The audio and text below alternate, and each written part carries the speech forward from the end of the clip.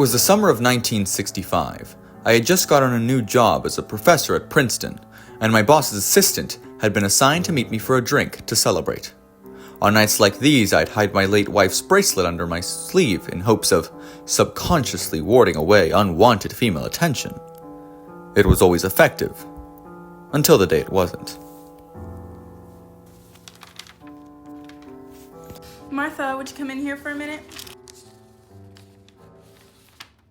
Agent Lisa, what can I do for you? There's been a development in the case of the Dudley bracelet. I'm not sure what you mean, ma'am. When Sally Dudley fell while filming that one odd film about westward expansion, she was wearing this super expensive bracelet, and the Warner Brothers have been searching for it ever since. Do you understand the importance of this? So what's new about it? Well, there's a rumor that Simon Dudley still has it. How much is it worth? Maybe we could finally take that trip to Italy. Oh, Martha, you have to understand just how famous she really was. This bracelet would let us retire tomorrow if we could just get a hold of it. Well, then I'll find Mr. Dudley and do what I do best. Huh, good luck. He's a bore. You'll be lucky to find him someplace that isn't his house. We'll see about that. In the file Agent Lisa had given to me, there was a record of all Mr. Dudley's past jobs. It showed that he had been teaching English at a small college in Nebraska up until the death of his wife. He quit the semester after she died and has been out of a job ever since. This past spring, he moved to New Jersey, and according to my connection with the dance professor at Princeton, Mr. Dudley had recently visited campus in search of a job. I wrote to Mr. Dudley pretending to be the academic dean, Truman Boyd, and offered him a job. Mr. Dudley called the number in the letter to accept the job. The phone number was mine. I then told him he'd need to meet up with my assistant at New Park Tavern to discuss the position more over a drink on June 16th at 7 p.m. Tomorrow is June 16th. Excuse me, sir. Are you Simon Dudley? Yes, ma'am, and you are? Martha Clifton. I didn't bother lying because I knew that I'd be leaving town as soon as that bracelet was mine.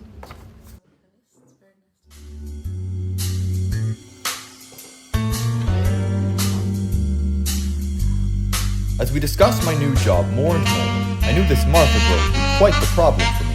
She was beautiful, intelligent. She was everything Sally wasn't. We talked and talked until... Have you ever played Mancala? Well, yes, I have. I have my very own set. Have you played? No, but I've always wanted to. Say, why don't you come by my place and I can teach you how to play? Well, why don't we go right now? What would your husband have to say about that? I don't have a husband. No, come on. I want to learn how to play. How could she compete? I'm sure she wouldn't know with a memory such as she. Well, are you going to teach me how to play, or am I just going to have to guess? Well, which would you prefer? If you're leaving it up to me, I guess I'll just teach myself. At this point in the evening, I knew I was one long blink away from falling asleep.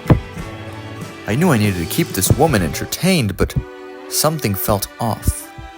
She seemed to want something more from me. Nothing unholy, of course, but it was almost like she was trying to steal my soul. Yet, I was entranced by her beauty, taken aback by her wit. And I didn't even want to understand why it seemed like her sole purpose was to woo me. She's my boss's assistant, for Christ's sake. What am I even doing? I won! Well, it appears you have. Huh. Well, what should we do now?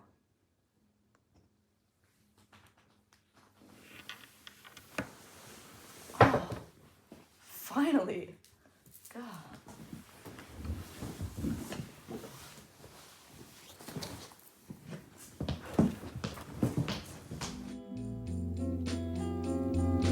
Here she comes.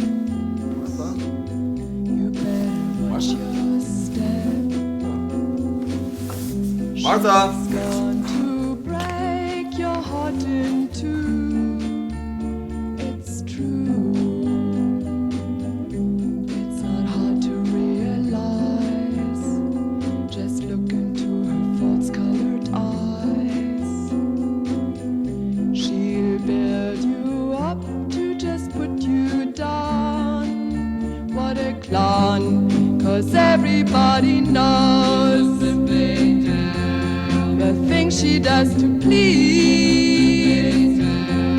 She's just a little tease. See the way she